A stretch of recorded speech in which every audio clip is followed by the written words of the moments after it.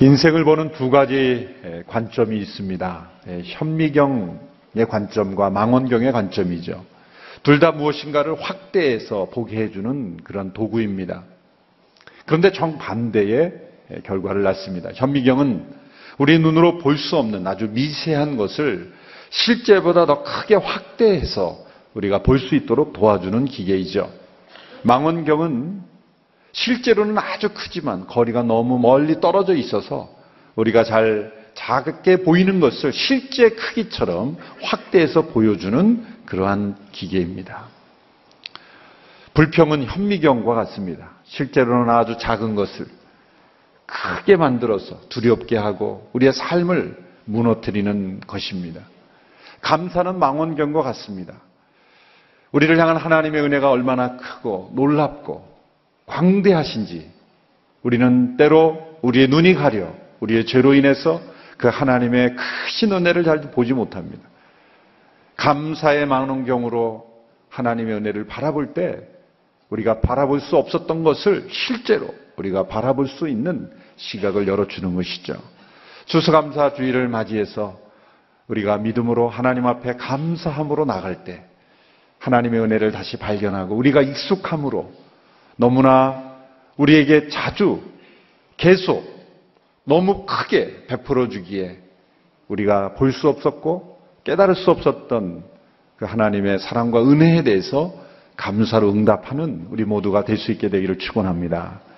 디모데후서 3장에 보면 이 말세에 나타나는 여러 증상들에 대해서 많은 목록으로 열거합니다. 자기를 사랑하고 교만하고 돈을 사랑하고 부모를 거역하고 순종하지 아니하고 그리고 하나님 사랑하기보다 탐욕을 더 사랑하고 여러 목록들이 나오는데 다 우리가 볼 때 이거 죄고 문제다라고 여기는 것들입니다.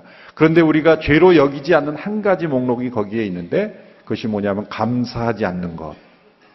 감사하지 않는 것도 그 말세의 증상의 목록이 있습니다.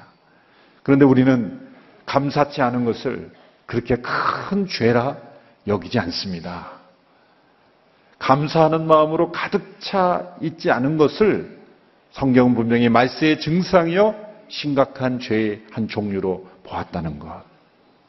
그것을 기억해야 합니다. 로마서 1장 21절에 보면은 이 감사치 않는 것을 하나님을 영화롭게 하지 않은 것과 거의 같은 수준의 문제로 보았습니다. 말씀 한번 읽어보실까요? 로마서 1장 21절의 말씀입니다. 시작. 그들은 하나님을 알면서도 하나님을 영화롭게 하지도 않고 감사하지도 않았습니다. 오히려 그들의 생각이 허망해졌고 그들의 어리석은 마음은 어두워졌습니다. 하나님을 알면서도 하나님을 영화롭게도 하지 않은 그 대표적인 증거, 대표적인 모습이 감사치 않은 것이다. 그러므로 우리의 마음속에 감사로 가득해지지 않는 것은 하나님을 영화롭게 하지 않은 가장 대표적인 증상이다. 그처럼 심각한 문제다라고 여겨야 한다는 거죠. 감사치 않는 것은 그저 해도 되고 안 해도 되는 것이 아니라 우리의 영혼이 심각한 질병에 빠져 있다는 증거이고 하나님을 영광스럽게 하지 않는 것입니다. 그로 인해서 우리의 생각이 어두워지고 우리의 마음이 허망해지는 것이다. 감사는 우리의 영혼을 지키는 것이다. 하나님께 영광 올려드리는 것이다. 그러므로 감사하는 것은 지극히 정상적인 상태이다. 감사하는 것이 정상이다라는 거예요. 오늘 말씀에 보면 마땅히 받은 은혜에 대해서 감사치 않은 그런 사람들에 대한 예수님의 지적, 예수님의 말씀이 기록되어 있습니다. 오늘 누가복음 17장 17절의 말씀을 보면 10명의 나병 환자들이 고침을 받았는데 그중 한 사람만 예수님께 돌아와 감사하고 9명은 감사하지 않았습니다. 예수님이 이렇게 질문하셨습니다. 우리 같이 한번 읽어볼까요? 17장 17절의 말씀입니다. 시작. 예수께서 물으셨습니다. 10명이 깨끗해지지 않았느냐? 그런데 9명은 어디에 있느냐? 9명은 어디에 있느냐? 10명이 동일하게 고침받는 은혜를 받았는데 한 명만 돌아와 예수님께 감사하고 나머지 9명은 감사치 않았습니다. 나머지 9명은 어디에 있느냐? 우리는 이 9명을 놓고 어떻게 이런 사람들이 있을 수 있을까? 그 심각한 질병, 거의 죽음과도 같은 나병으로부터 고침을 받아놓고 어떻게 예수님께 나와 감사치 않을 수 있는가? 우리는 이들을 정죄하고 이들을 비판하기 쉽지만 실제로 우리 가운데 과연 하나님께 받은 은혜, 고침받은 은혜, 또 택함받은 은혜, 구원받은 은혜, 돌보심을 받은 은혜, 인도함을 받은 은혜, 우리가 깨닫지 못하고 받은 많은 은혜에 대해서 예수님께 돌아와 감사하는 영혼이 과연 10분의 1을 넘을 수 있는가? 10분의 1을 넘을 수 있는가?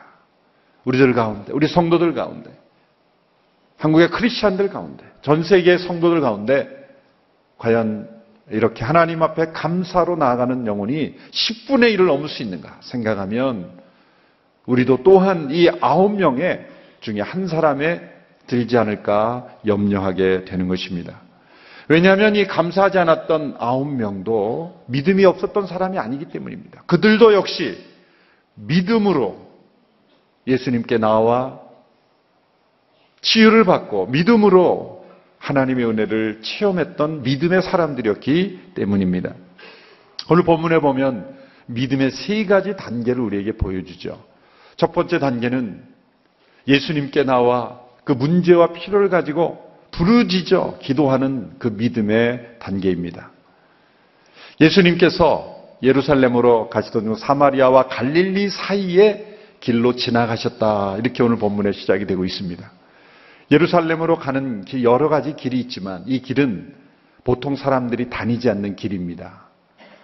특별히 유대인들은 이 사마리아 지역을 싫어했고 그 지역으로 걸어가기만 해도 부정한 자가 된다고 생각했기 때문에 사마리아 지역을 우회해서 저 광야의 길로 돌아서 가곤 했습니다.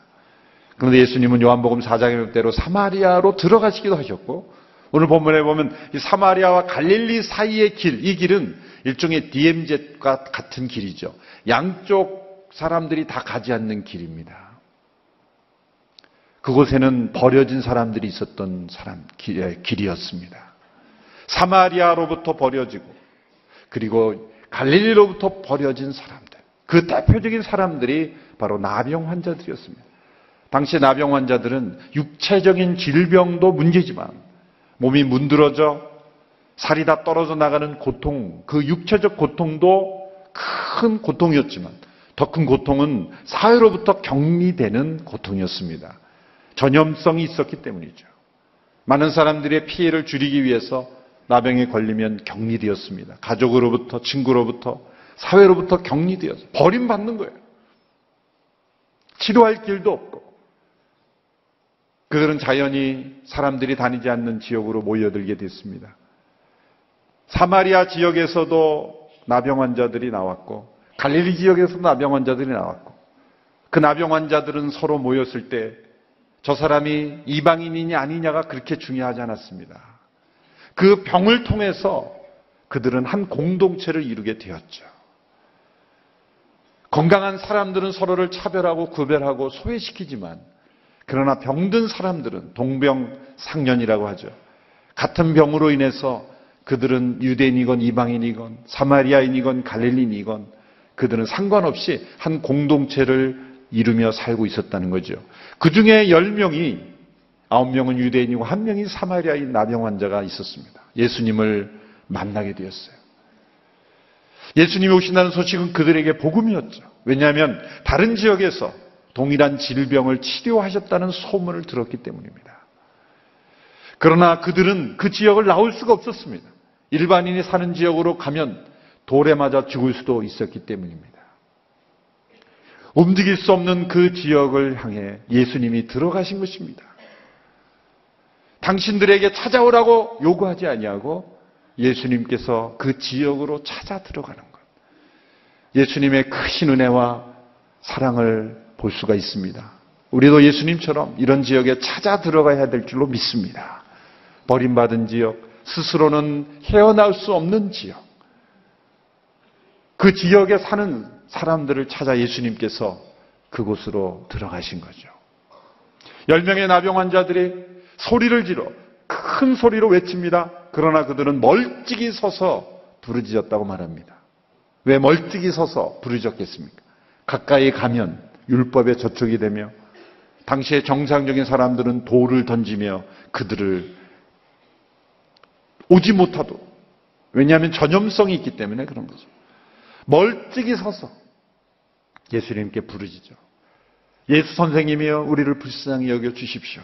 그렇게 간구했습니다. 이들의 마음속에는 믿음이 있었기 때문이죠. 믿음이 없었다면 이들이 예수님께 이렇게 부르짖지 않았을 겁니다.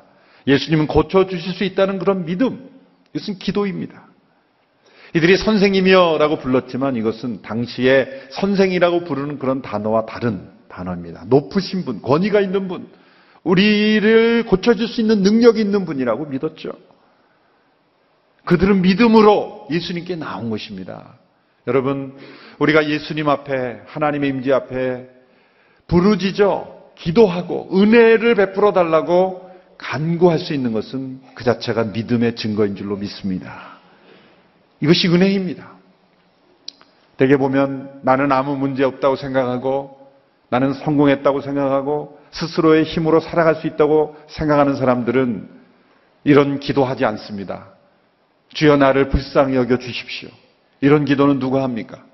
좌절 가운데 있을 때, 절망 가운데 있을 때, 도움이 필요할 때 하나님의 도움만이 살 길이라고 여기는 믿음을 가진 사람들이 이런 기도를 하는 거예요. 주여 나를 불쌍히 여겨 주십시오.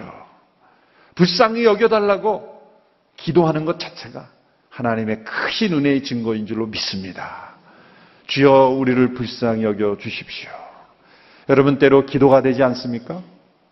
그것은 바쁘기 때문이 아니라 교만하기 때문입니다. 이런 고백을 계속해서 드려보십시오. 주님 나를 불쌍히 여겨 주십시오. 하나님 저를 불쌍히 여겨 주십시오. 왜 기도를 하지 않습니까? 내가 불쌍하지 않기 때문입니다. 자기 스스로가 자기를 볼 때 별로 불쌍하지 않아요. 나 정도면 됐지 내가 뭐 불쌍해. 자기의 비참한 상태를 보지 못하는 거예요. 자기의 불쌍한 영혼의 상태를 알지 못하기 때문에 하나님 앞에 불쌍히 여겨달라고 기도하지 않는 거죠. 여러분 우리 모두는 다 하나님의 긍휼히 여기심을 받아야 되는 영혼인 줄로 믿습니다. 내 영혼은 괜찮지 않습니다. 나는 멀쩡하지 않습니다. 왜요? 감사치 않는 죄 가운데 있기 때문이죠. 우리 모두가 기도할 때마다 하나님 나를 불쌍히 여겨 주십시오. 이렇게 겸손하게 하나님의 은혜를 구하는 믿음의 기도를 할 수 있게 되기를 축원합니다. 예수님은 이들의 간구를 무시하지 않으셨습니다. 예수님은 이미 그곳에 그 사람들이 있는 줄 아셨고 그 사람들을 향해 가고 계셨기 때문이죠. 그래서 두 번째 믿음의 단계가 나타납니다. 예수님은 그들에게 이렇게 말씀하셨습니다. 제사장에게 가서 너희의 몸을 보이라. 예수님은 이렇게 말씀하지 않으셨어요. 내가 너희를 고쳐주리라. 그렇게 말씀하지 않으시고 제사장에게 가서 믿음 너희의 몸을 보이라. 이건 무엇을 의미합니까? 그것은 당시의 율법을 우리가 좀 이해해야 이해할 수 있습니다. 당시의 나병 환자들이 몸이 고침을 받거나 또 회복이 되면 제사장에게 가서 확인을 받아야 합니다. 그러니까 제사장이 어떻게 보면 의사의 역할도 한 거죠. 그러나 병을 고칠 수는 없고 나았을 경우에 진짜 나았는지 몸을 확인하고 그 공동체로 돌아올 수 있도록 검진하며 확인해주는, 증명해주는 역할을 제사장들이 했죠. 그래서 레위기에는 구체적으로 어떻게 판별해야 될지 그 판별법까지 다 나와 있습니다. 자, 그런데 예수님께 제사장에게 가서 몸을 보이라는 것은 어떤 의미가 담겨 있습니까? 제사장에 가는 사람은 어떤 사람이에요? 나은 사람이 가는 거예요. 나병으로부터 고침을 받고 회복이 된 사람이 가는 거죠. 예수님의 말씀 속에는 전제가 되어 있는 거죠. 너희는 이미 고침받았으니 제사장에게 가서 확인해라. 그런 뜻입니다. 예수님은 이미 말씀을 하지 않으셨지만 그들의 병이 나았음을 예수님께서는 이미 선포하신 거예요. 그들이 생각할 때는 좀 의아했을 거예요. 아니, 우리 몸이 지금 나아진 것도 없는데 나아진 증거도 나타나지 않는데 여전히 우리의 몸은 병든 몸인데 이 몸을 가지고 제사장에게 가라니 이해할 수 없을 겁니다. 예수님은 이들에게 믿음을 요구하신 거예요. 이 두 번째 단계의 믿음은 여기서 한 단계 더 높이 올라가는 겁니다. 그것은 우리의 믿음으로 순종을 통해서 기적을 체험하는 믿음입니다. 단지 주여 우리를 불쌍히 여겨달라고 하나님 앞에 간구하는 문제와 필요를 아뢰는 정도가 아니라 나의 믿음을 참여시켰어. 나의 믿음을 적용함으로써 하나님의 기적을 체험하는 믿음의 단계로 예수님이 끌어내온 것이죠. 엘리사에게 찾아온 나아만 장군도 그랬죠. 가서 7번 몸을 씻어라. 처음 씻었을 때 그의 몸은 별로 달라진 게 없었을 거예요. 하나님은 모세에게 지팡이를 내밀어 바다를 향하여 하라. 갈라진 다음에 지나간 게 아닙니다. 요단강을 건널 때도 제사장들이 발을 요단강에 담그면 그 강이 멈췄을 것이다. 강이 멈춰선 다음에 발을 내딛는 게 아니라 한 발을 내딛었을 때 강이 멈추도록 하시는 거예요. 하나님의 우리에게 어떤 기적과 은혜를 베풀어 주실 때는 다 해주시고 가라라고 하지 아니하시고 아직 이루어지지 않은 상황 속에서 우리의 믿음으로 도전하는, 믿음으로 자신을 내던지는 그러한 것을 요구하실 때가 있다는 거예요. 기적은 언제나 그때 일어나는 것입니다. 우리는 증거를 보고 믿으려고 합니다. 그러나 증거를 보고 믿는 것은 사실 믿음이 아니라 동의죠. 확인일 뿐입니다. 그래서 히브리서 11장 1절에서 믿음을 이렇게 정의하고 있습니다. 우리 같이 한번 읽어볼까요? 히브리서 11장 1절 시작. 믿음은 바라는 것들의 실체며 보지 못하는 것들의 증거입니다. 증거가 보이지 않을 때 내 믿음을 적용하는 것이 진정한 믿음입니다. 그리고 심지어 믿음은 그 자체가 보이지 않는 것들의 증거가 된다는 거예요. 이 두 번째 단계의 믿음입니다. 보이지 않는 것들의 증거가 되는 믿음. 증거를 보고 믿는 것이 아니라 믿음으로 증거를 보여주는 믿음입니다. 오늘 본문 14절에 보면 예수님께서 제사장들에게 가서 너희 몸을 보이라 라고 말했을 때 그들이 가는 도중에 몸이 깨끗해졌습니다. 한번 같이 읽어볼까요? 시작. 예수께서 그들을 보고 말씀하셨습니다. 제사장들에게 가서 너희 몸을 보이라. 그러자 그들은 가는 도중에 몸이 깨끗해졌습니다. 그들은 처음에 이해하기 어려웠을 거예요. 몸이 달라진 것이 없는데 왜 제사장에게 가라고 하는가? 그러나 가라고 하셨기 때문에 가는 도중에 몸이 깨끗해졌다. 이것이 말씀에 순종함으로 기적을 체험하는 믿음의 단계입니다. 문제와 필요를 가지고 주님 앞에 나와 부르짖는 믿음. 더 나아가서 나의 믿음을 합하여 말씀에 순종함으로 기적을 체험하는 믿음. 그런데 세 번째 믿음의 단계가 여기서 나타나고 있습니다. 그것은 무엇입니까? 10명이 다 깨끗해졌지만 그 중에 한 사람이, 한 명의 나병 환자가 예수님께로 되돌아와서 하나님께 영광을 돌리며 예수님의 무릎, 예수님의 발 앞에 엎드려 감사한 믿음인 것입니다. 받은 은혜, 고침받은 은혜, 하나님께서 베풀어 주신 기적 앞에서 돌아와서 예수님께 감사하는 믿음입니다. 여러분, 문제와 필요를 가지고 나아가 간절히 구하는 것도 믿음입니다. 말씀에 순종함으로 기적을 체험하는 것도 분명 믿음입니다.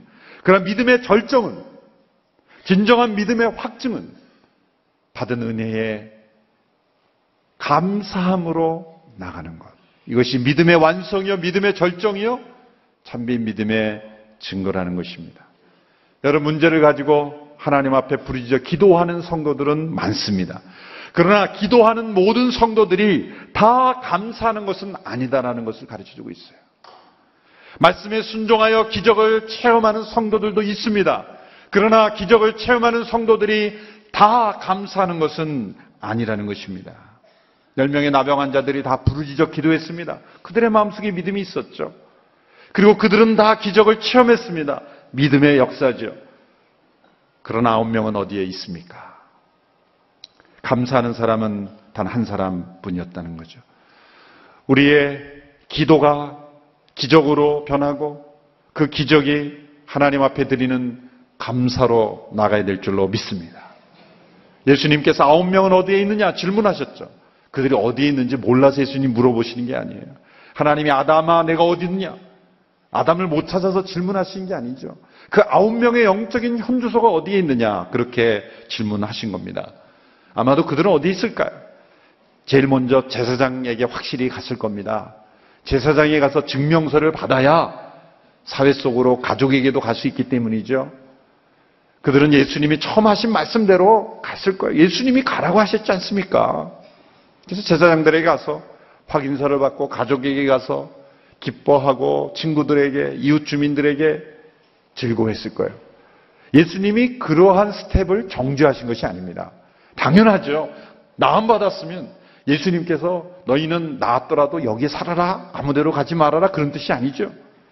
가족과 함께 삶을 나누고 이웃과 함께 고침받은 기쁨을 삶을 나누는 것 당연한 겁니다. 그러나 예수님이 지적하신 것은 우선순위를 말씀하시는 거예요. 우선순위를 말씀하시는 거예요.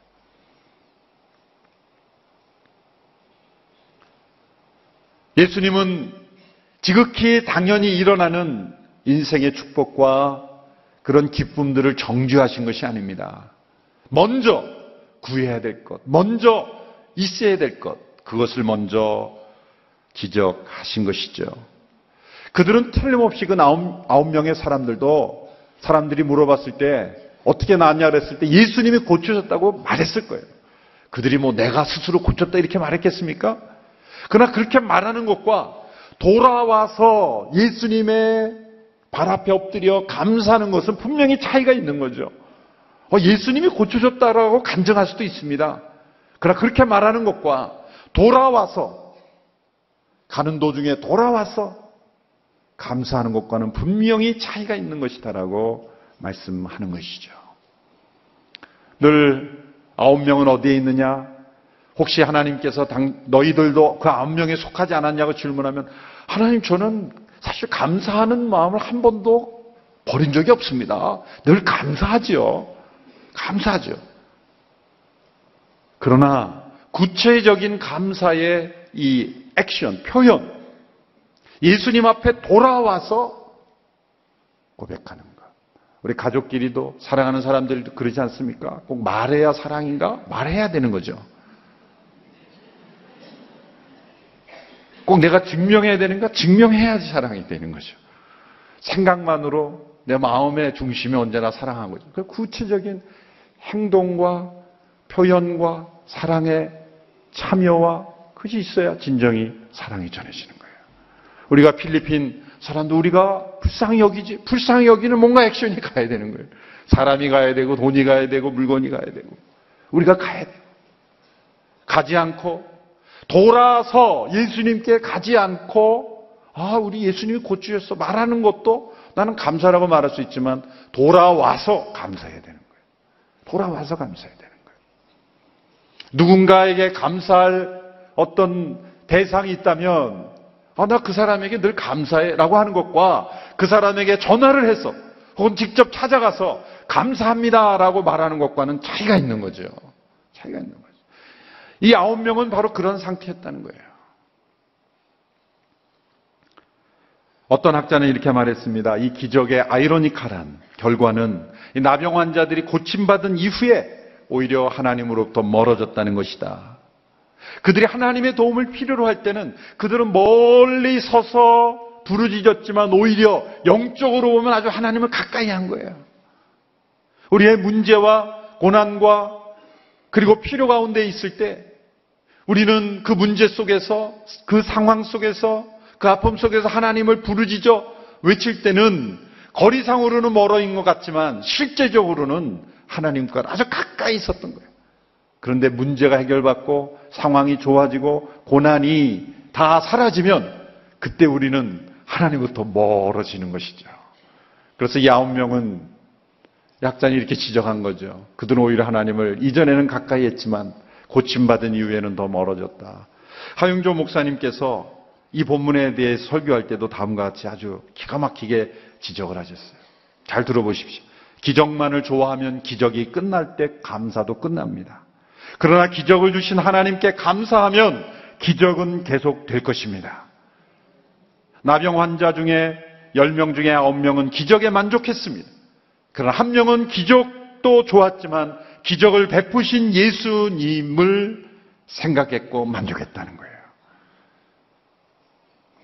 제가 찾아본 주석 중에 제일 정확한 해석이에요. 기적만을 좋아하면 기적이 끝나면 감사도 끝나는 거예요.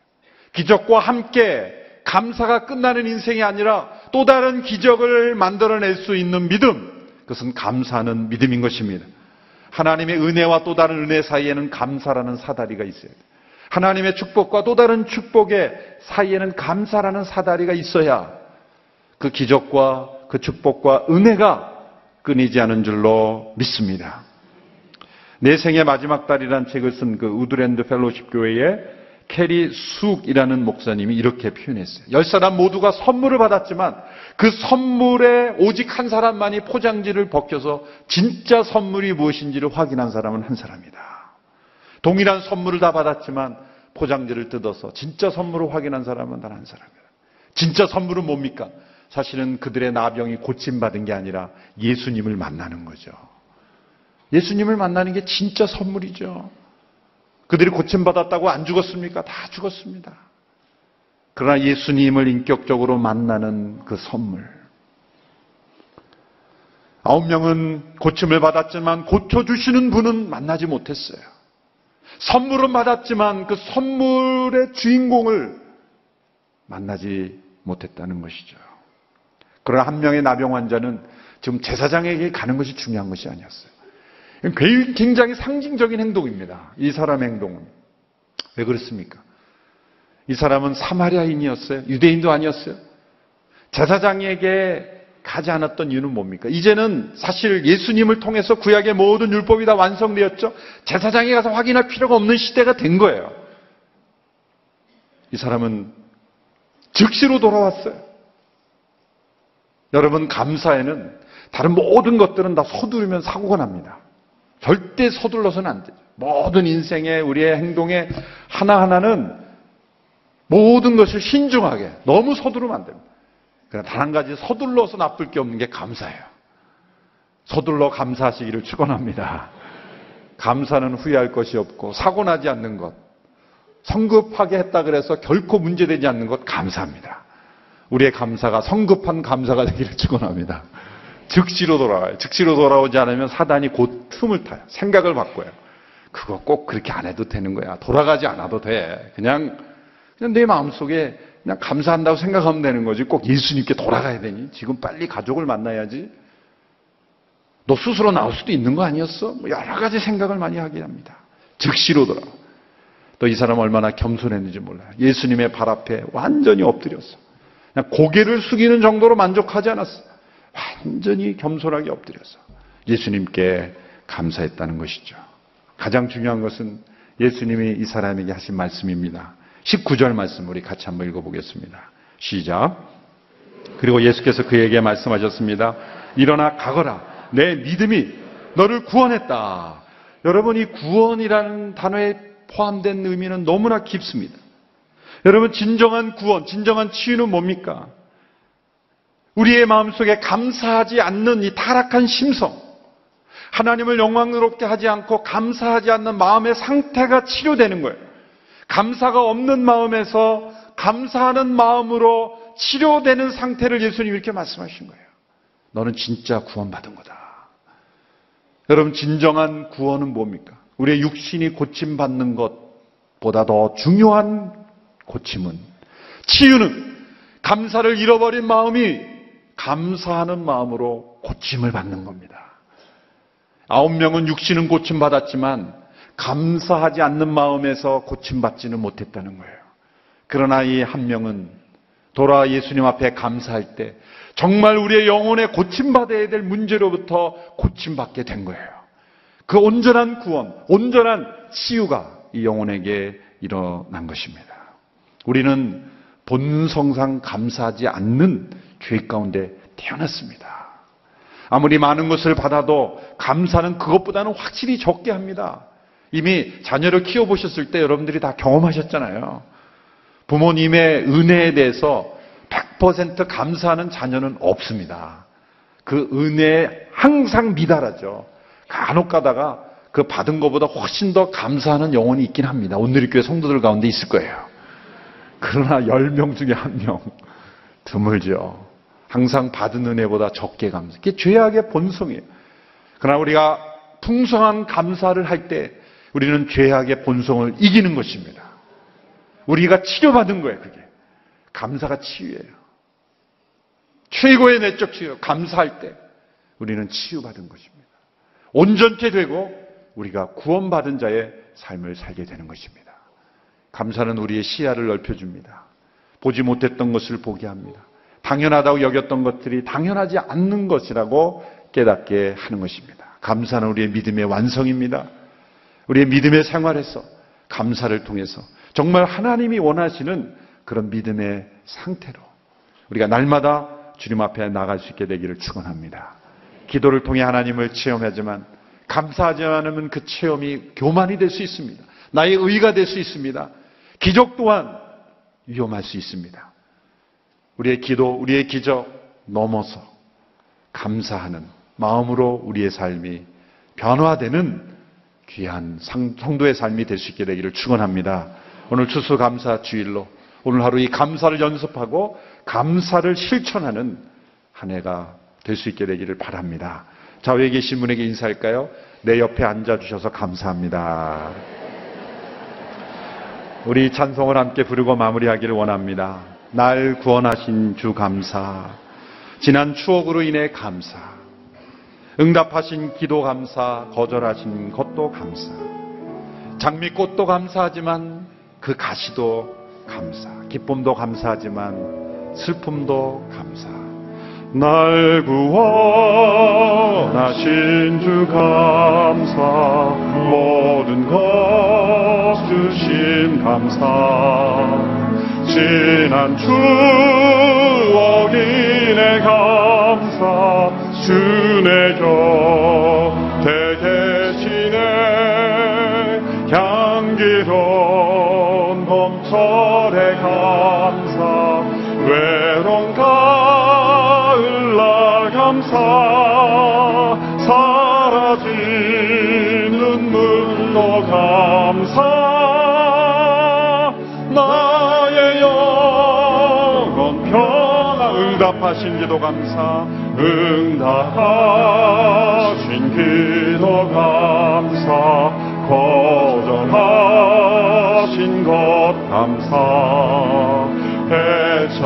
헤쳐나온 풍랑 감사, 모든 것 채우 아픔과 기쁨, 아픔과 기쁨도 감사, 절망 승리도 감사, 승량 못할 은혜 감사,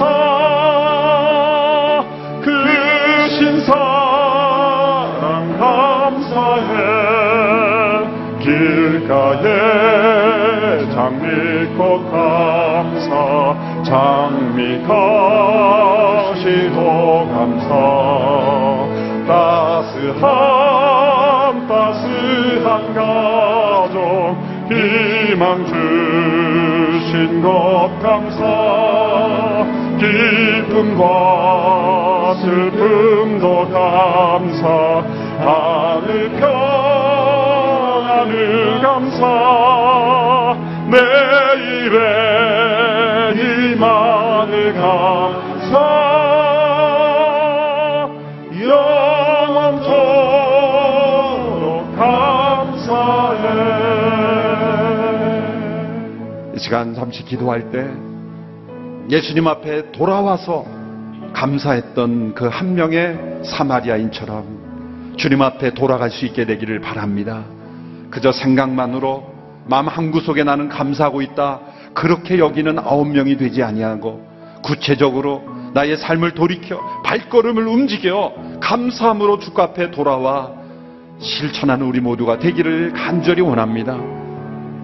응답하신 것도 감사, 때로 거절하신 것도 감사, 내가 원치 않았던 고난도 감사, 삶의 모든 것을 주 앞에 감사함으로 이 시간 기도함으로 함께 나가도록 하겠습니다. 함께 기도합니다. 하나님 아버지 감사합니다. 우리의 삶을 허락하심을 감사하고 호흡 주시고 생명 주시고 복된 교회 주시고 믿음의 성도들 허락하시고 아름다운 믿음의 공동체를 허락하심을 감사하고 건강 주심을 감사하고 아름다운 가정 주심을 감사하고 귀한 성도들과 함께 믿음의 생활을 할 수 있도록 인도하심을 감사하고 대한민국에 태어난 것을 감사하고 많은 어려움 속에도 하나님의 은혜 베풀어 주심을 아버지 하나님의 축복 주심을 감사하고 많은 하나님이 주신 축복과 은혜 중에서 아버지 하나님 허락하심을 감사합니다. 아버지 하나님의 죄와 슬픔 가운데 거하지 아니하고 감사와 하나님의 은혜 가운데 거할 수 있는 은총 주심을 감사합니다. 말로 헤아릴 수 없는 하나님의 그 신은혜에 감사하며 올 주 앞에 나가기를 원합니다.